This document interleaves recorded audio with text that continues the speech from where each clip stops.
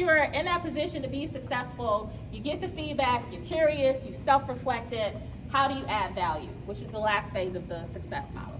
So that's great. The adding value piece, that's where it's time to take action. So we've done all these things. We set time, we sat down, and like Keisha mentioned, we self-reflected. Okay, cool. I know my strengths, I know my opportunities. Curious. We asking a bunch of questions. But when it's all said and done, what good is it we self-reflecting and just asking a bunch of questions? And then we're like, okay, cool. We got feedback. All right, cool. We got the feedback, and now we're here to think. What do we do with it? The adding value piece, this is exactly what we're doing with it. So for instance, we talked about, fitness a minute ago. Say we're doing those things. Oh, I got the perfect workout regimen. Oh, yeah, I know what the diet is gonna be. I just gotta stick to it for a while. What good is that if I'm just, here's the playbook, but I'm not doing anything about it? The adding value piece, that's the piece where we're doing the thing about it. Be very intentional about doing the thing about it. So for instance, in the role play, I just got feedback about my performance and how I can share information with the team.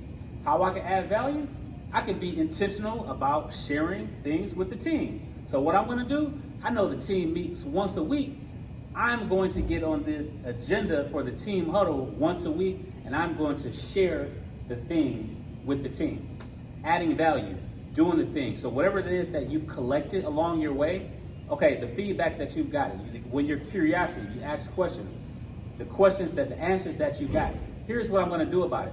This project needs somebody that could project manage. Okay, guess what? I'm gonna step in and I'm gonna be the person that does the project management. This business has a gap over here. Okay, maybe I'm not the person to fill the gap, but I'm gonna bring a team together to help to fill the gap.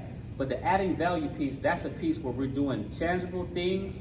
We're being very intentional to do something about that particular thing as opposed to just talking about it. So what are some examples of adding value? So you say you can volunteer to be on a project. Mm-hmm. What are some of those other examples of adding value? Yes, you can volunteer to be on a project. You can volunteer to be involved in certain committees. If it's in school, you can say, hey, is there a particular organization that can be a part of? There's something that I can do here. If we use a sports analogy, if it's a team, we say, hey, we need somebody to do this thing. Well, hey, I'll raise my hand in order to do the thing.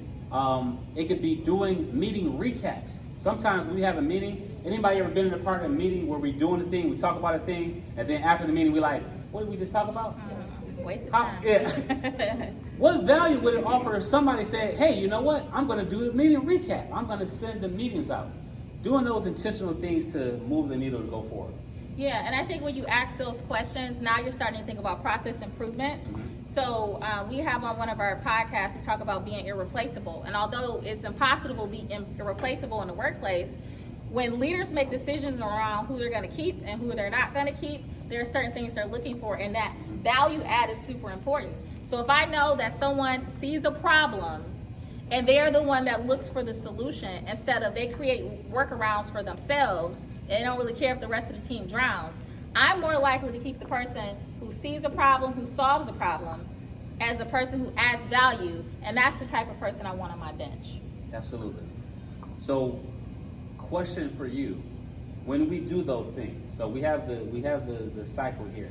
When we do these things, we've self-reflected, we were curious, we were getting feedback, we were adding value.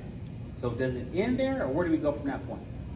No, good question. So although this is a cycle, it's not a check the box, right? These are just things that we have found to add to our success, and these are things that we assist our son in with his school endeavors to add to his success. So these are things that you just need to follow. You have to make sure you're checking the box in those different things, but it might not be in a cycle. So once you finish a situation and you find some success, yes, you can go and self-reflect and start over, or you can just be aware of all these different things as they come and then be more aware so that you can do the things in any situation, so that you're always getting the feedback, so that you're always self-reflecting, so that you're always thinking about how do you add value, and that itself will produce the success. Again, this is just our experiences and also working with people, but we have found that a lot of times, especially with us, People don't always tell you what you need to do to be successful. And so what we want to do is we want to take it from this hidden room that leaders have in the secret society, and we want to bring it to people so these real talk conversations can happen so that you're growing instead of always wondering what's holding you back and you feel like you need to jump from job to place to really find where you need to be to grow and thrive. Yeah, and like Keisha mentioned that season she was going through from transition with careers, the cycle helped to propel into further leadership opportunities. I found here one of the tactics of utilizing this cycle is that I had to change my mindset. So I was like, okay, I want to get back into leadership here. I said, okay, maybe not focus on just getting back into leadership. And doing that inventory, I said, maybe I want to get into the responsibilities of what I see as valuable for a leader. And then rest assured, opportunities start to just happen left and right. So like Keisha mentioned, the cycle doesn't end. We all get stronger. Then we find another opportunity to be curious. Face a new opportunity. Find another opportunity to self-reflect. Face a new opportunity. Meet a different person. That's another person that we can get some feedback from. So again, just real quick to recap, self-reflect, be curious, get feedback, and add value. That's the success cycle.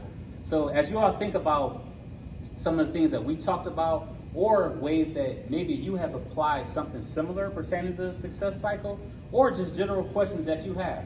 What are some questions that you have? What are some things that you think about when you think about what we just mentioned and when you think of the success cycle as it applies to you?